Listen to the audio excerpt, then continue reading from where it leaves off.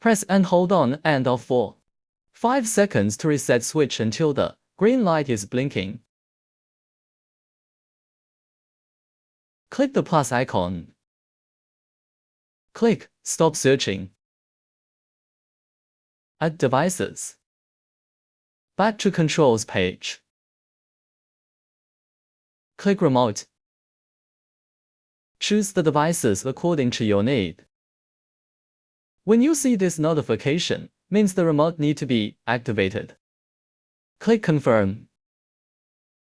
Press and hold on and D- to activate device. Press the button off. Press the button on.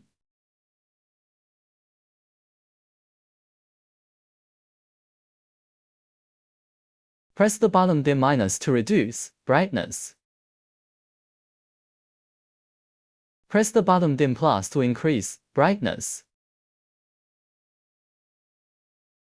Press and hold dim minus to reduce CCT. Press and hold dim plus to increase CCT.